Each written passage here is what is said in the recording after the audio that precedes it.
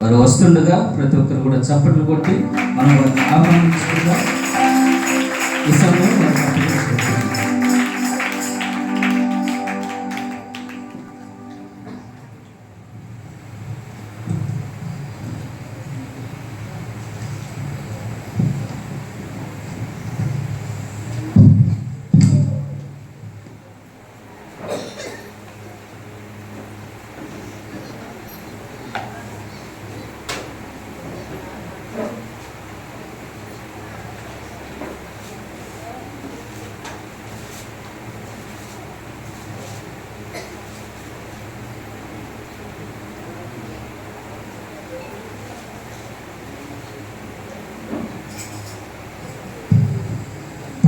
హల్లెలూయా హల్లెలూయా.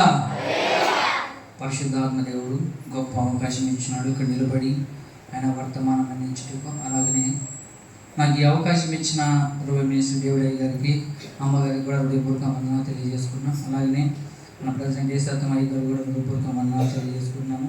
అలాగే స్థానిక సంఘ కాపరి వారి వైస్ ప్రెసిడెంట్గా ఉన్నారు కనుక వారికి కూడా హృదయపూర్వక వందనాలు తెలియజేస్తాం. అలాగనే నా తోటి సహోదరులందరికీ కూడా సేవకులందరూ హృదయపూర్వక వందనాలు తెలియజేసుకుని మీకు కూడా హృదయపూర్వకంగా వందనాలు తెలియజేస్తాం. హల్లెలూయా. నిన్నటి దినాన పరిశుద్ధాత్మదేవుడి దైవ సేవకుల ద్వారా మనతోటి మాట్లాడారు. ఈ 2 రోజులు సంఘ క్షేమాభివృద్ధి కూడికలు జరుగుతాయి.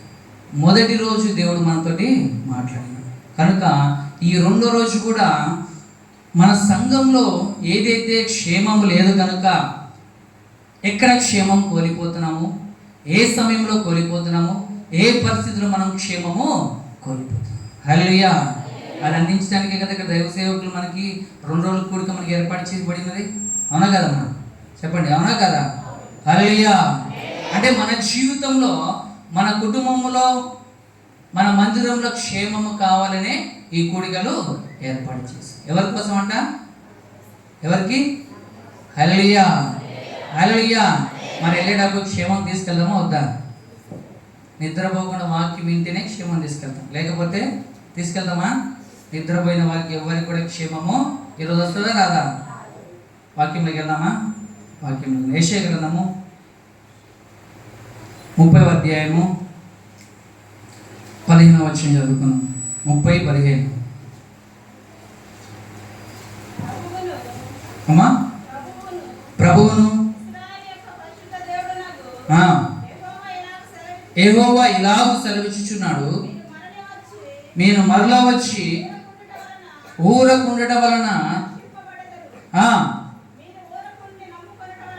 మీరు ఊరకుండి నమ్ముకోవడం వలన అయినను మీరు సమ్మతింపగా మేము గుర్రములను ఎక్కి పారిపోదమంటరి. కాగా మేము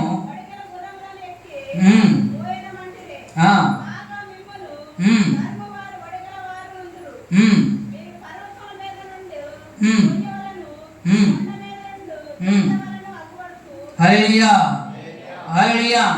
ఇక్కడ వాక్యంలో, లేఖనంలో రాయబడి ఉన్నది ఏంటంటే, మనం మందిరానికే వస్తా ఉన్నాం. మనం ఏమనుకుంటామంటే మనం ఆరోగ్యంగానే ఉన్నాం కదా, మనకు సంపద ఉంది కదా, మన కాళ్ళ చేతులు బాగానే ఉన్నాయి కదా, నేను ఆదివారం మందిరానికి తెల్లచీర కట్టుకుని వెళ్తున్నాను, ఆత్మలో ఆనందిస్తున్నాను, ప్రభువులో పాలు పొందుతూ ఉన్నాను, నేను సంతోషంగా ఉన్నాను కదా, నాకు గర్భఫలం ఇచ్చిన బిడ్డలు ఇస్తున్నారు, నాకు ప్రతి ఒక్కటి లోటు లేకుండా దేవుడు ఇస్తానే ఉన్నాడు కదా. హల్లెలూయా. నేను ప్రయాణం మంచిగా కారు కొనుక్కున్నాను, బండి మీద కొనుక్కున్నాను, ప్రయాణమే వెళ్తూ ఉన్నాను అని నీ హృదయంలో నీవు అనుకుంటూ ఉన్నావంట.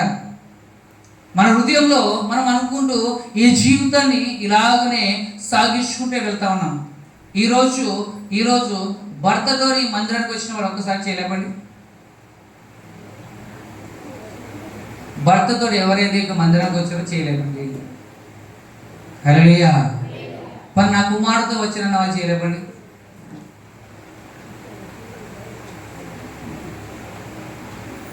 హల్లెలూయా. అంటే భర్త మందిరానికి రాలేదు, కుమారుడు. మరి నీ కుటుంబంలో క్షేమం ఉందా? నీ భర్త క్షేమం ఉందా? నీ కుమారుడు క్షేమం ఉందా? మరి నీ జీవితంలో ప్రతి ఆదివారము మందిరానికి వచ్చి వెళ్తా ఉన్నావు. నేను ప్రాణమై వెళ్తున్నాను కదా, అంటే బండి మీద వెళ్తున్నా కదా, కార్లో తిరుగుతున్నా కదా అని నీవు హృదయంలో అనుకుంటూ ఉన్నావు. రాకడి దినము సమీపమై ఉన్నది. రాకడి దినంలో సమీపమైనప్పుడు నీవు నీ హృదయంలో నేను మంచిగానే ఉన్నాను కదా, ఎవరికి కీడు చేయట్లేదు కదా అని నీవు అనుకుంటావు. కానీ నీ జీవితంలో నీకు మహిమ వస్త్రం లేదు, రక్షణ వస్త్రం లేదు. నీకు, నీ బిడ్డ, నీ కుటుంబంలో ఎవరికి కూడా రక్షణ వస్త్రము లేదు. అని నీ కుటుంబంలో క్షేమం ఎలా కలుగుతూ ఉన్నది? ఎంతోమంది ప్రయాణం వెళ్తూ ఉన్నారు, హఠాత్తుగా మరణిస్తున్నారు మన బిడ్డలు. వారికి రక్షణ వస్త్రం ఉందా? లేదు కదా. మరి మందిరంలో నువ్వేమి సిద్ధపాటు చేయబడతా ఉన్నది? ఏమి వెతుకుతా ఉన్నావు? ఎన్ని సంవత్సరాల నుంచి ఈ ప్రయాణంలో నీ జీవితంలో నీవెందుకు నీ కుటుంబాన్ని కట్టుకోలేకపోయాను? హల్లెలూయా, హల్లెలూయా. మరి నీ జీవితంలో క్షేమం ఏది ఉందా? బయటకు వెళ్ళి వచ్చినప్పుడు మనకు క్షేమం ఉందా? నీ కుమారుడికి ఉందా? నీ భర్తకు ఉందా? పోనీ నీకుందా? మనం పరలోక రాజ్యం వెళ్తామని చెప్పేసి మనకు స్థానం ఉందా? మరి ఏది నీ జీవితంలో క్షేమం? ఈరోజు దైవ సేవకుడు ఈరోజు ఇక్కడ ఏమో వర్తమానం ఎత్తపడతా ఉన్నది. నీ కుటుంబంలో ఏదైతే క్షేమం లేదో ఆ క్షేమము ఎలా రావాలి, ఎలా సిద్ధపాటు చేసుకోవాలి, మనం ఎలా ఉంటే సిద్ధపాటు చేయగలుగుతాం, అది ఎలా మన కుటుంబానికి వస్తుంది? మహోన్నతుని చాటును దాగిన వాడికి మేలు కలుగుతుందంట. ఎవరి చాటును దాగి ఉండాలంట మనము? హల్లెలూయా. ఎవరి చాటున? దేవుని చాటు నువ్వు దాగి ఉంటే నీకు మేలు కలుగుతుంది. ఈరోజు నువ్వు ఎవరి చాటును దాగి ఉన్నావు? లోకంలోనా, అబద్ధాల్లోనా, సమస్యలోనా? దేని చాటును దాగి ఉన్నావు? క్రీస్తుతో నువ్వు ఎప్పుడైతే దాగి ఉంటావో నీ జీవితం కూడా మేలు కలుగుతుంది. ఈ రోజు నీ జీవితంలో మేలు జరగట్లేదంటే నీ ఎవరి చాటును దాగి ఉన్నావు? క్రీస్తులోనా, లోకంలోనా? క్రీస్తులో ఎవరైతే దాగి ఉంటారో వారి జీవితం మేలు జరుగుతుంది. మరి ఇంతమంది జీవితంలో ఒక్కరు కూడా చేయలేకపోలేదు అంటే నీ జీవితంలో మేలు అక్కడే ఆగిపోయింది. అంటే నీ విత్తనాలు ఎలా ఫలిస్తున్నాయి సార్? దైవ సేవకుడు ప్రతి వారం గొంతు చింపుకొని విత్తనాలు చల్లుతూనే ఉన్నాడు. మరి ఆ విత్తనాలు తీసుకెళ్ళి నువ్వు నాటుకుంటున్నావా? ఫలిస్తున్నాయి నీ జీవితంలో? దానికి కారణం ఏమైందంటే నువ్వు మందానికి వస్తున్నావు వెళ్తున్నావు కానీ నీ హృదయంలో వాక్యం చేయబడట్లేదు. హల్లెలూయా. స్థిరంగా లేదు. నీ ఆలోచనలు నీ తలంపులంతా వేరై ఉన్నవి. శ్రద్ధ కలిగి ఈ రోజు నా కుటుంబము రక్షింపలేకపోతే నేను రాజ్యానికి వెళ్ళనా అని తీర్మానం మన జీవితంలో లేదు. ఏదో వెళ్తున్నాం, ప్రయాణంలో వెళ్తా ఉన్నాం, గుర్రాలు ఎక్కి వెళ్తా ఉన్నాడు. ఒక్కసారి మళ్ళీ చదవడం ఆ వాక్యం 30:15. ప్రభువును యెహోవా ఇలాగు సెలవిస్తూ ఉన్నాడు, మీరు మరలా వచ్చి ఊరకుండడం వల్ల. ఎక్కడ ఊరకుంటున్నారంటే మీరు మందిరంలోనే. ఎక్కడ ఉంటున్నారమ్మ ఊరక? మందిరంలో ఊరకనే ఉంటున్నారు కదా. పాట పడేటప్పుడు ఏకీపించట్లేదు, చప్పట్లు కొట్టేటప్పుడు ఏకీపించట్లేదు, అలీలు చెప్పేటప్పుడు ఏకీపించట్లేదు. మీరు ఊరికనే మందిరానికి వస్తున్నారో వెళ్ళిపోతున్నారు. నీ జీవితం కూడా ఊరికనే కానీ నీ జీవితంలో ఆశీర్వాదము లేనే లేదు. నువ్వు అనుకుంటున్నావు నేను బ్రతికే ఉన్నాను కదా, నేను రక్షింపబడి ఉన్నాను కదా. నీ హృదయంలో నువ్వు వచ్చి అనుకొని వెళ్తా ఉన్నావు.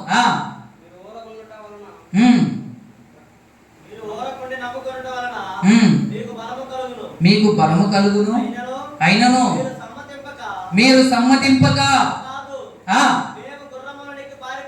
మేము గుర్రములెక్కి పారిపోదమంటే కాగా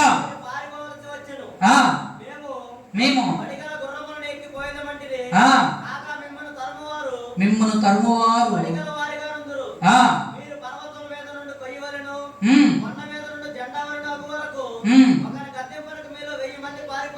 ఎంతకంటే ఒక గద్దెంపుకి ఎంతమంది పారిపోతారంట? హల్లెలూయా. యేసయ్య ఒక్కసారి గద్దించినంటే నీ జీవితంలో శ్రమ అక్కడ అయిపోతుంది. నువ్వు ఏడుస్తూనే ఉంటావు, కన్నీరు కారుస్తూనే ఉంటావు. కొన్నిసార్లు మన జీవితంలో ఎన్నో శ్రమలు వస్తూ ఉంటాయి. ఆ శ్రమ వచ్చినప్పుడు నువ్వు ఎంత ఏడుస్తూ ఉంటావు. ఆ శ్రమను తొలగించేవారు ఎవరు కూడా. హల్లెలూయా. మరి శ్రమ రాకముందే నువ్వు ఎందుకు మేలుకోలేకపోతా ఉన్నావు?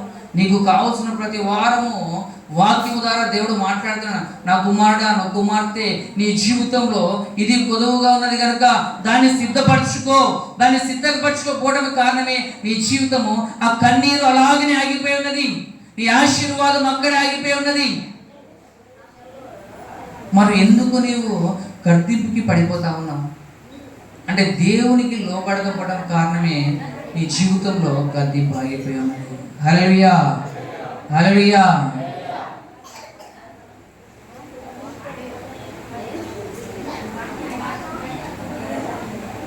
అమ్మా దయచేసి తొందరగా కూర్చోండి.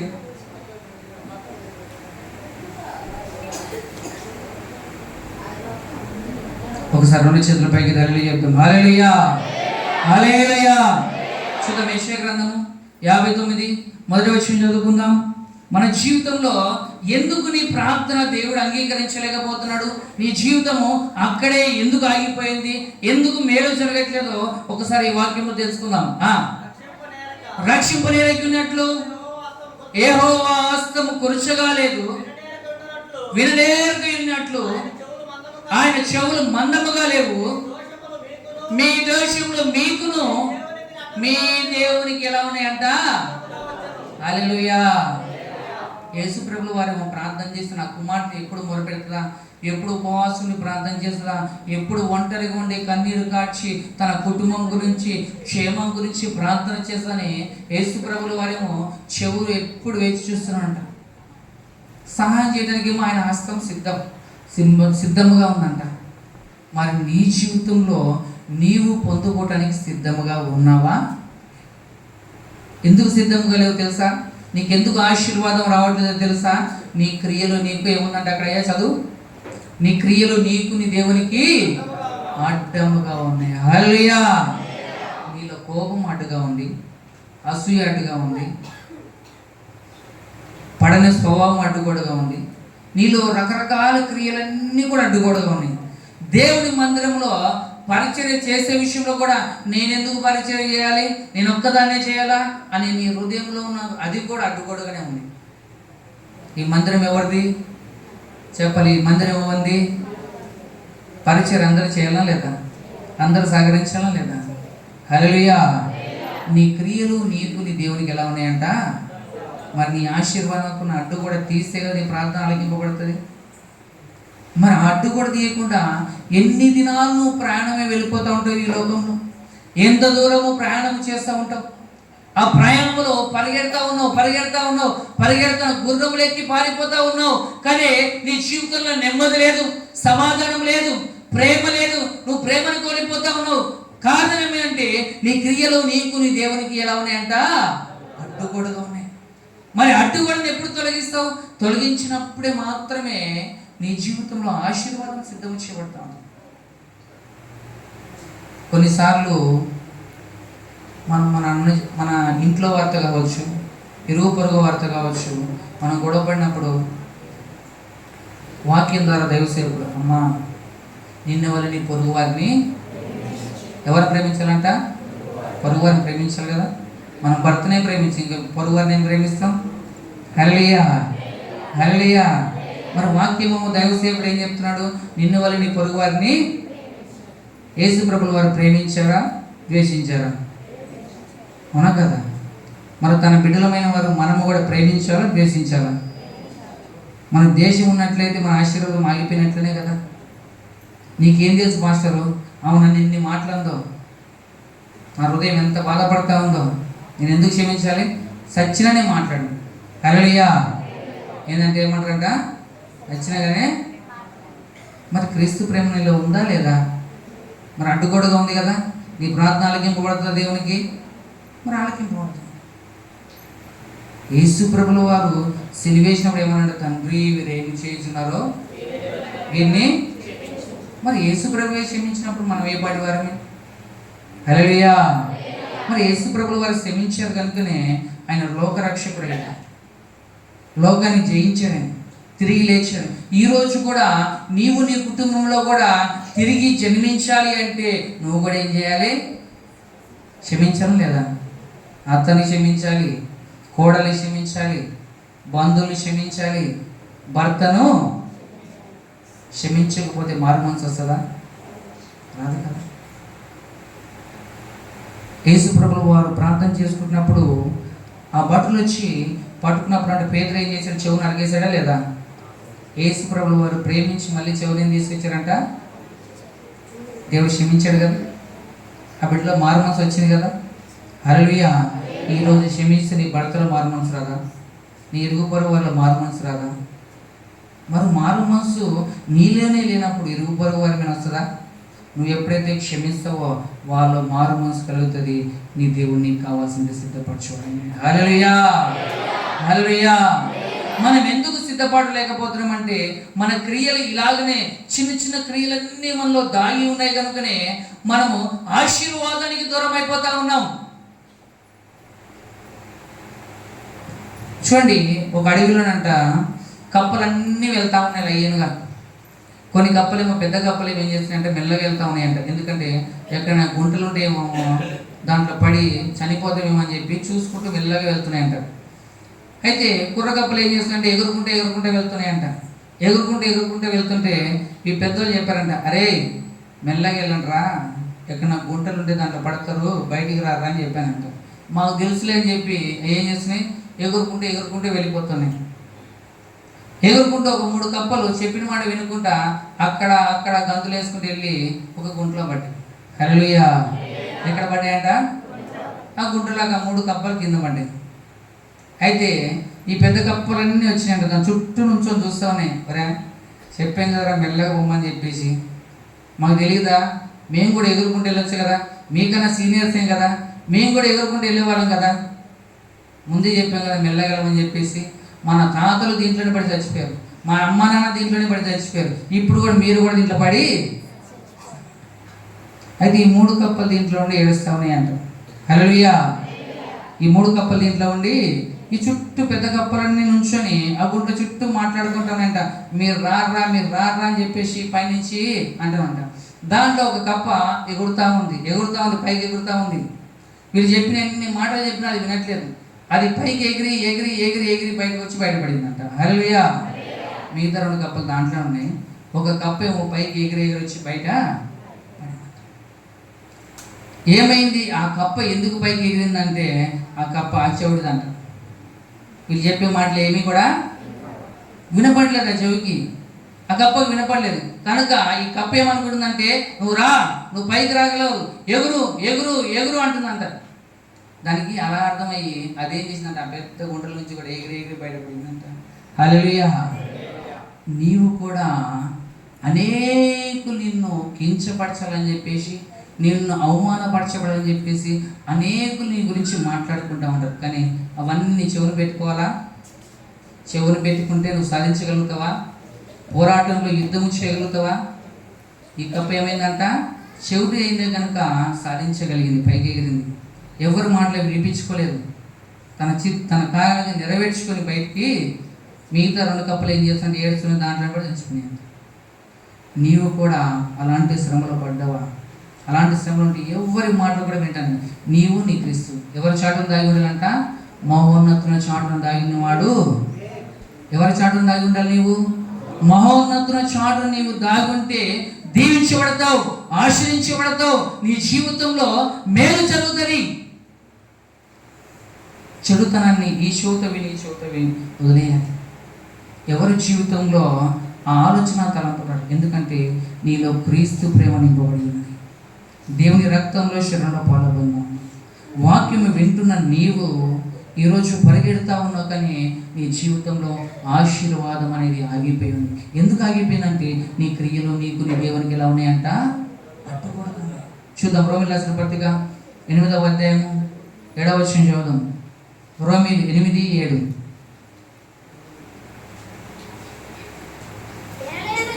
ఏలైనగా శరీరానుసారమైన మనసు దేవునికి ఏమై ఉన్నదంటమ్మా? శరీరానుసారమైన మనసు ఏమైనదంట? విరోధమైనదంట. హల్లెలూయా. మొట్టమొదటిగా మనం దేన్ని చంపాలంట? దేన్ని చంపేయాలి? శరీరంలో కోరికలన్నీ చంపేయాలి. మందిరంలో మొట్టమొదటిగా చంపివేయాల్సింది ఏందో తెలుసా? నిద్ర. హల్లెలూయా. శరీరం అది కూడా భాగమే కదా అమ్మా. మొట్టమొదటిగా నిద్ర ఎప్పుడైతే మందిరంలో చంపేస్తామో అప్పుడు నీ జీవితంలో నిద్ర. మనం ఫంక్షన్కి వెళ్ళినప్పుడు మేలుకొని ఉంటామా నిద్రపోతామా చెప్పాలి. టీవీ చూసేటప్పుడు నిద్రపోతామా మేలుకొని ఉంటామా? పెళ్ళికి వెళ్ళినప్పుడు నిద్రపోతామా మేలుకొని ఉంటామా? హల్లెలూయా. మరి వీటన్నిటికి మేలుకున్నప్పుడు జీవము గల దేవుడు నీ జీవితంలో జీవాన్ని నింపే వర్తమానం నీకు అందించబడుతున్నప్పుడు నిద్రపోవాలా మేలుకొని ఉండాలా? హల్లెలూయా, హల్లెలూయా. మరి నీవు ఎప్పుడైతే మేలుకొని వర్తమానం వింటావో నీ జీవితంలో ఆశీర్వాదాన్ని తీసుకొని వెళ్తావు. నువ్వు ఒట్టిగా వెళ్తున్నాడు. ప్రతి వారం దేవుడు మాట్లాడుతున్నాడు. ఇందాక యెషయా గ్రంథంలో మాట్లాడినట్టు ఏమని, నువ్వు ఒట్టిగా కూర్చొని వెళ్ళిపోతున్నావు. ఎందుకంటే నేను ఆరోగ్యంగానే ఉన్నాను కదా, నా దగ్గర సంపద ఉంది కదా. కానీ నీ జీవితంలో సంతోషం ఉందా? ఏమో ఉందా మీ జీవితంలో సంతోషము? చెప్పండి, సంతోషం ఉందా? ఎందుకు లేదు? నువ్వు ఒట్టిగా వచ్చి ఒట్టిగానే ఏం తీసుకెళ్తున్నావా? వాక్యాన్ని తీసుకెళ్తున్నావా? ఆశీర్వాదాన్ని తీసుకెళ్తున్నావా? మరి ఏం తీసుకెళ్ళకుండా నీ ఎలా దీవించబడతావు? నీవు శరీరాన్ని చంపివేయమన్నాడు దేవుడు. మొట్టమొదటిగా శరీరాన్ని నీవు చంపివేయకుండా నీకు నీ దేవునికి అడ్డు కూడా ఉందంటే శరీరం. మళ్ళీ చదవమ్మా. ఏలైనగా దేవునికి విరోధమై ఉన్నది. దేనికి లోపడదంట? ధర్మశాస్త్రానికి లోపడుతుందా శరీరము? మోకాళ్ళ వేండి వేయుతుందా? ఉదయకాలం లేచి ప్రార్థన చేయమంటే చేస్తుందా? మోకాళ్ళు వంచాలి. నీ శరీరం అది నీ హృదయంలో ఆత్మ నింపబడినట్లయితే, ఆత్మ చేత నీవు నింపబడినట్లయితే నీ శరీరం నీ మాట వింటుంది. నీలో ఆత్మ లేకపోయినట్లయితే నీ శరీరం నీ మాట. ఆత్మ లేని వాడైతే అట్టివాడు నా వాడు కానే. ఎవరు చెప్పారు ఈ మాట? మరి నీలో ఆత్మ ఉందా? ఆత్మ ఉన్నట్లయితే శరీరం మాట వింటదా వినదా? హల్లెలూయా. ఈ రోజు నీ శరీరం నీ మాట వినట్లేదంటే నీలో ఆత్మ ఉందా లేదా? చెప్పాలి. మీ హృదయం మీరే పరీక్షించుకున్నారు. హృదయంలో ఆత్మ ఉందా లేదా? ఉందన్న వారి చేతులు ఎత్తండి. నీ శరీరం నా మాట వింటుందయ్యా అని. మరి ఎందుకు వినట్లేదు? మరి ఈ 30 సంవత్సరాలు దేవుని పరిచయంలో, ఈ 20 సంవత్సరాలు దేవుని వర్తమానంలో నువ్వు ఏం నేర్చుకుని ఈ శరీరం ఎందుకు చంపివేయట్లేదు?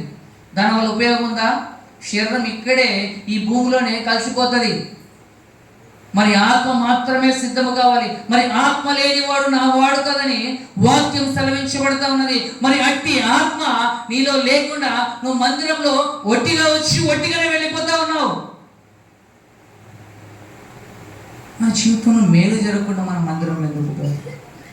హల్లెలూయా. దేవుడు బైబిల్ గ్రంథం రాయబడినది, ఫలించిన ప్రతి చెట్టుని నరికి ఎక్కడ పడవేసినట్టు దేవుడు? ఎక్కడ? హల్లెలూయా. మరి మనం ఫలించకపోతే ఎక్కడ పడేస్తాం మనము? మరి ఇన్ని సంవత్సరాలు దేవుని మందిరానికి వచ్చి ఎక్కడ పడుతున్నాం మనము? మరి ఈ కూడికి ఎందుకు ఏర్పాటు చేయబడినది? మీరు అగ్నిలో పడకుండా కాదా? హల్లెలూయా. మరి మనల్ని మనం రక్షించుకోవాలా లేదా? మన ఆత్మని రక్షించుకోవాలా లేదా? శరీరం ఇక్కడ నిలిచిపోతుందమ్మా. ఈ శరీరం శాశ్వతము కాదు. ఈ భూమిలో ఎముకలు అవన్నీ కలిసిపోవచ్చుంది. ఆత్మ ఎక్కడంట? అగ్నిలో పడవేయబడుతుంది. మరి ఆత్మను సిద్ధము చేయకుండా నీ మందిరంలో అడుగు పెడతావు. ఒట్టిగా వచ్చి ఒట్టిగానే వెళ్ళిపోతావు. మరి ఒట్టిగా వచ్చి వెళ్ళిపోవడం వల్ల ఉపయోగం ఉందా? నీవు సిద్ధపడట్లేదు, నీ బిడ్డలను సిద్ధపరచబడట్లేదు, నీ భర్తను సిద్ధపరచబడట్లేదు. ఎవరిని సిద్ధపరచకుండా నీ దేహం అంతా అగ్నిలో కాల్చివేయబడతా ఉన్నది. హల్లెలూయా, హల్లెలూయా. దేవుడు లోకాన్ని ఎంతో ఎవరు ప్రేమించారంట? మరి దేవుడు ఆలస్యం చేస్తున్నాడంటే నీ మేలు గురించే కాదా? దేవుడు ఇంకా అవకాశం ఇచ్చాడు కదా మనకి. దేవుడు రాకడ ఆలస్యం అవుతుందామంటే నీ మేలు గురించేనా కాదా? మరి అలాంటి మేలు దేవుడు మన జీవితంలో మనకి ఇచ్చాడంటే ఈరోజు మనం ఎవరితో నడవాలి? ఎవరితో నడవాలమ్మా? హల్లెలూయా, హల్లెలూయా. నీవు దేవుడితో నడిచినట్లయితే నీకు మేలు కలుగుతూ ఉంటుంది. లోకముతో కాదు. లోకముతో ఎంత ప్రయాణం చేసినో అది నష్టమే. చూద్దాం. కీర్తన గ్రంథం 91 మొదటి వచనం చదువు. కీర్తన గ్రంథం 91 మొదటి వచనం. ఎవరి చాటునంట? గట్టిగా చదవాలి. ఎవరి చాటున?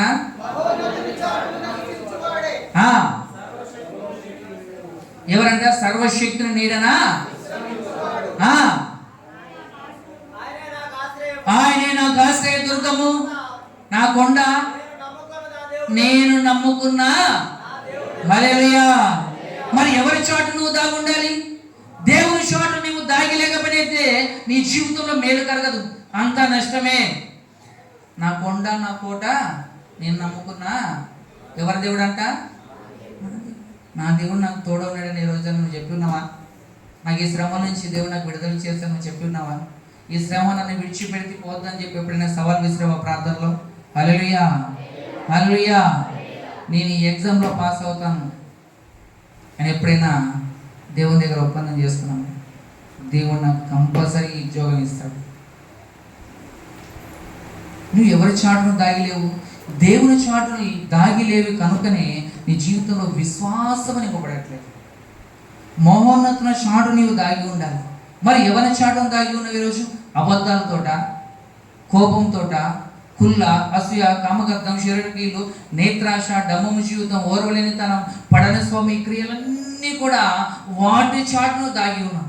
కనుకనే నీ జీవితంలో ఆశీర్వాదం అనే పంటను ఈరోజు నువ్వు కోయలేకపోతా ఉన్నావు. హల్లెలూయా. నువ్వే పంటనైతే విత్తుతావో అదే పంట నువ్వేం సిద్ధపరచావు ఈరోజు? ప్రార్థన. దావీదు మహారాజు చనిపోతూ వెళ్తూ తన కుమారుడికి ఏం సెలవిచ్చాడు తెలుసా?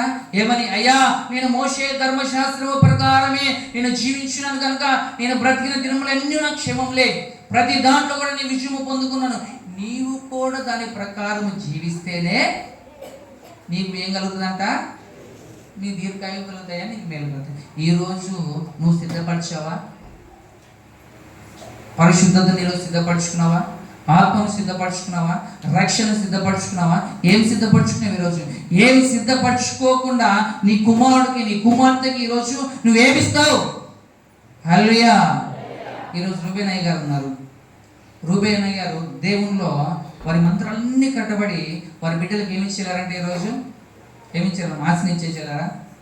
ధనాన్ని ఇచ్చేసారా? బంగారం ఇచ్చారా? ఏమిచ్చారు? హల్లెలూయా, హల్లెలూయా. ఈ పరీక్ష నేను చెల్లరా లేదా? రేపు వారి బిడ్డలకి ఏమిస్తారు వారి బిడ్డలకి? మరి నువ్వేమిస్తున్నావు ఈరోజు? ఇప్పుడు సత్మయ్య గారు ఉన్నారు, వారి కుమారుడికి ఏమి ఇచ్చారు ఈరోజు? ఇచ్చారా లేదా? వారి కుమారుడికి హల్లెలూయా. నీవు దీవించబడితే నీ బిడ్డలు దీవించబడతారు. నువ్వు ప్రార్థన జీవితంలో ఉంటే నీ బిడ్డల ప్రార్థన జీవితంలో ఉంటారు. నువ్వు ఆశీర్వదించబడితే నీ బిడ్డలు ఆశీర్వదించబడతారు. నీవే దీవించబడకుండా నీ బిడ్డలు దీవించబడతారా? నీలో మారు మనసు లేకుండా నీ బిడ్డలు మారు మనసు కలుగుతారా? హల్లెలూయా. మరి నీ జీవితంలో మారు మనసు, ఆశీర్వాదము, నెమ్మది, సమాధానము ఇవేవి లేకుండా నువ్వు ఎలాంటి పంటను వెతుకుతున్నావు ఈరోజు? మరి ఆ పంట ఎక్కడి నుంచి రావాలి? నీలో నుంచే రావాలి. దేవుడు ఇచ్చాడు అవకాశం. దేవుడు ఆలస్యం చేసినట్టు దానికి కారణం ఏమైనది? హల్లెలూయా. దేవుడు ఆలస్యము చేసినంటే నీవు ఇంకా కుటుంబాన్ని సిద్ధపరచుకోమని. నీకు ఏది కొదవుందో దాన్ని సిద్ధపరచుకుని ఎడలా నీ జీవితంలో నీవు నీ బిడ్డలకి ఇవ్వగలుగుతావు, నీ కుమార్తెలకి ఇవ్వగలుగుతావు, నీ కుమారులకి ఇవ్వగలుగుతావు. వారందరికీ నువ్వు ఇవ్వాలంటే నీవు మొట్టమొదటిగా సిద్ధపడాలి. చూద్దాం చివరిగా యెషయా గ్రంథము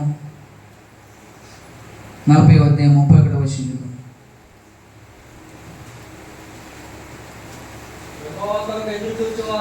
యెహోవా కొరకు ఎదురు చూచువారు ఏం పొందుకుంటారంటమ్మా? వారు పక్షిరాజు వలె. హల్లెలూయా. ఈరోజు రెక్కల చాపి సంతోషంగా పైకి ఎగరాలంటే ఎవరి కోసం ఎదురు చూడాలంట? మనం ఎదురు చూస్తున్నాం. ఆదివారం నిన్నైతే మేము ఎదురు చూసాం మీ గురించి, ఎప్పుడు వస్తారా అని చెప్పి. హల్లెలూయా, హల్లెలూయా.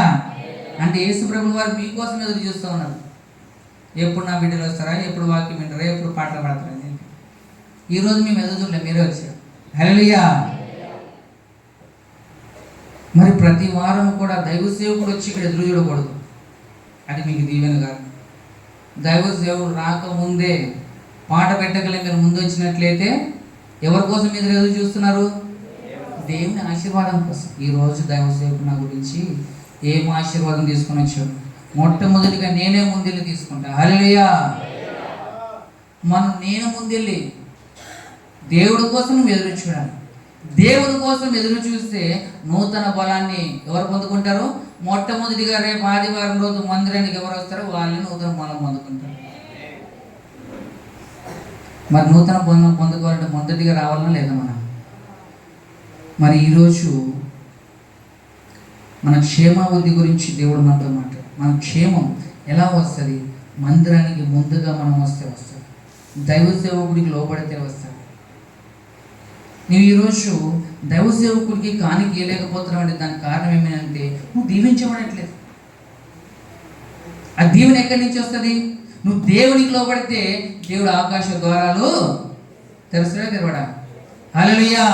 ఆ దరిద్ర నుంచి కూడా దేవుడు ఏం చేస్తాడంట? పట్టజాలంత విస్తారమైన పంట నీ జీవితంలో కుమ్మరించబడుతుంది. దేవునికి ధారాళంగా నువ్వు ఇవ్వగలుగుతావు.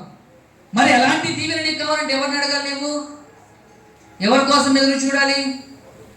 దేవుని కోసం ఎదురు చూడాలి. నువ్వు దేవుని కోసం ఎదురు చూడకుండా ఈ పంటను ఎలా కోయగలుగుతావు?